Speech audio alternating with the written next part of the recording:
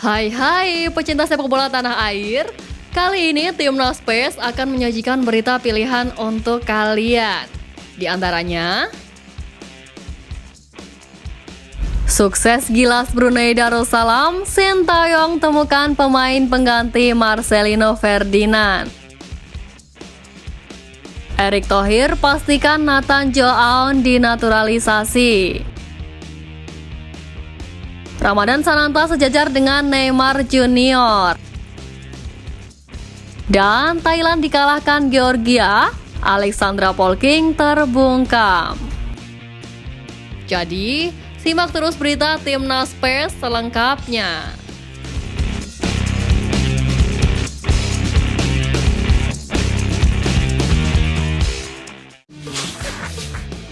Sebagaimana diketahui, salah satu pemain keturunan Timnas Indonesia, Sandy Walsh bermain penuh ketika Timnas Indonesia bersua Brunei Darussalam semalam. Namun, ia tak dipasang pada posisi aslinya sebagai bek kanan. Sintayong memasangnya sebagai gelandang tengah bersama Mark Klok. Pemain KFC Midtjylland tersebut membuktikan kalau dirinya bisa ditempatkan di mana saja sesuai dengan kebutuhan pelatih. Dan terbukti, ia pun berhasil menjawab kepercayaan Sintayong. Performa yang memukau ini membuat beberapa pemain Timnas Indonesia pun bangga. Salah satunya bek Timnas Indonesia yakni Rizky Ridho.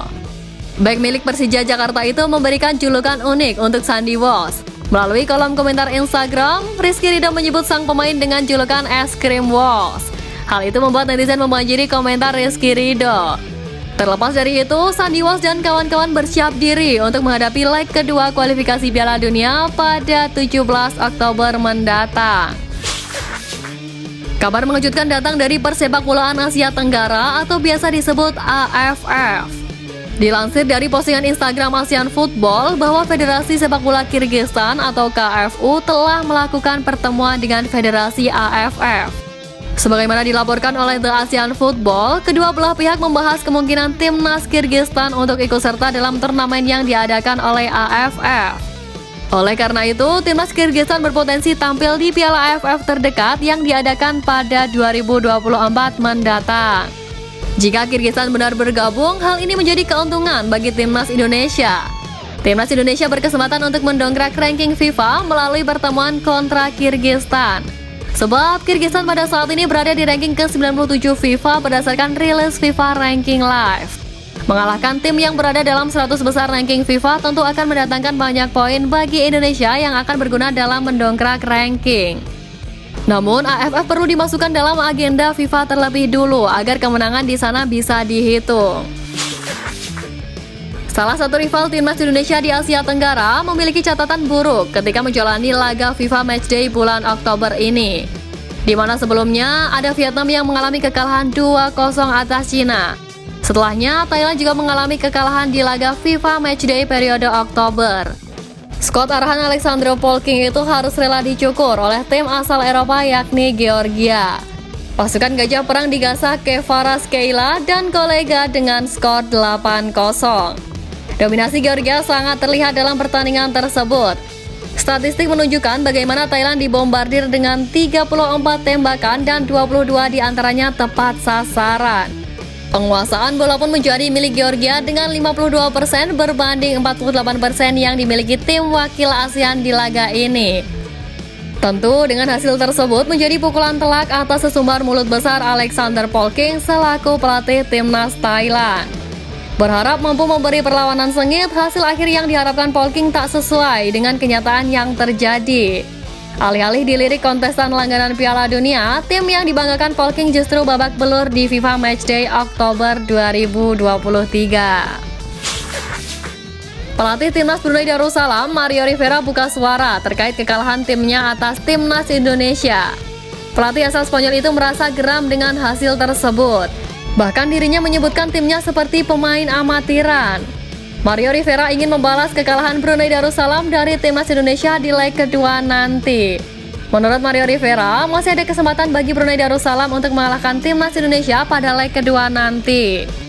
Terlebih, para pemain Brunei Darussalam akan mendapatkan dukungan langsung dari para supporter.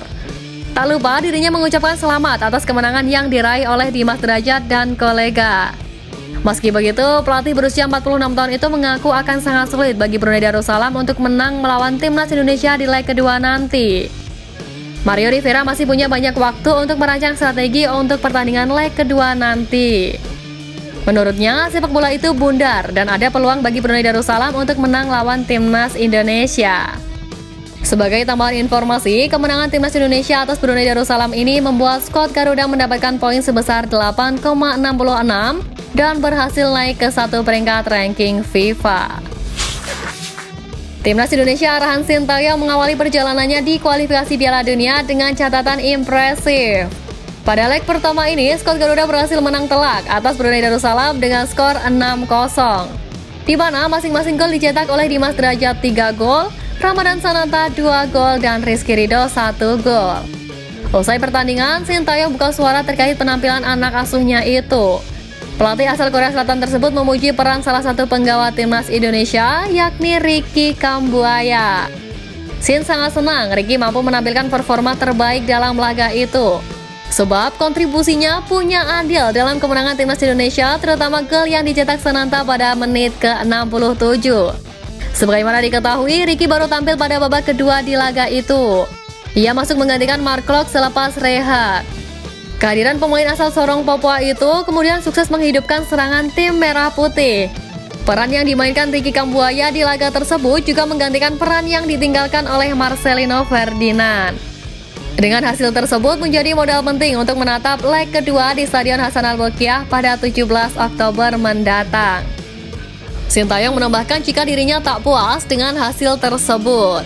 Pelatih asal Korea itu menuntut skuad Garuda menang besar di kandang Brunei Darussalam pada 17 Oktober mendatang. Kemenangan setengah lusin timnas Indonesia atas Brunei Darussalam membuat dua striker Garuda untuk sementara masuk daftar top skor kualifikasi Piala Dunia 2026.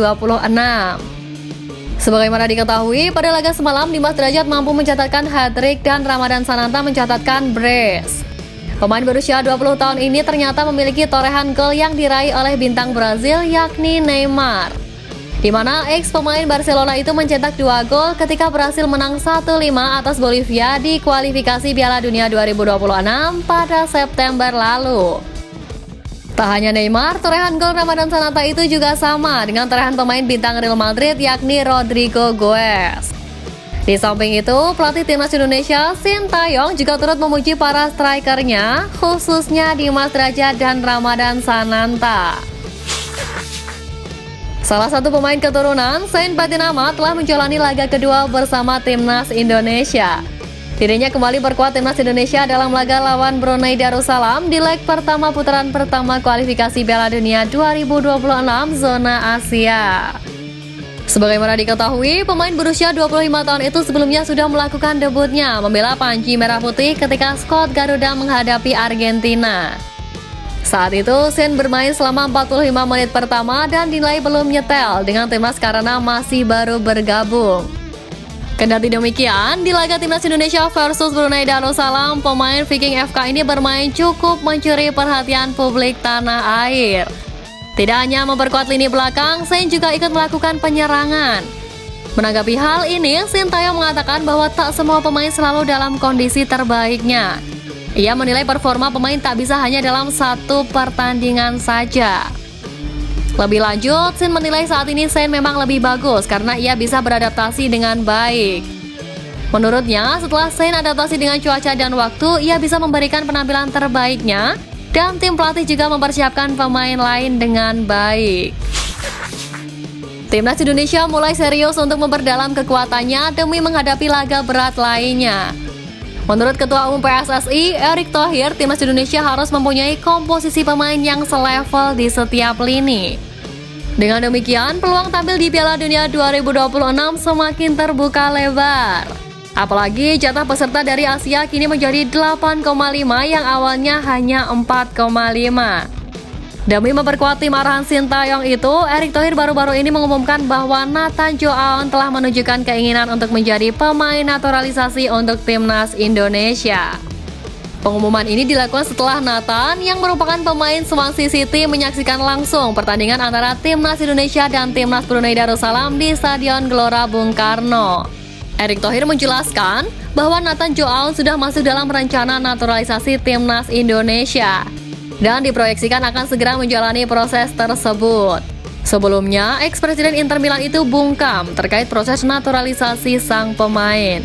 Namun, akhirnya proses naturalisasinya mencuat ke publik usai sang pemain berada di tanah air.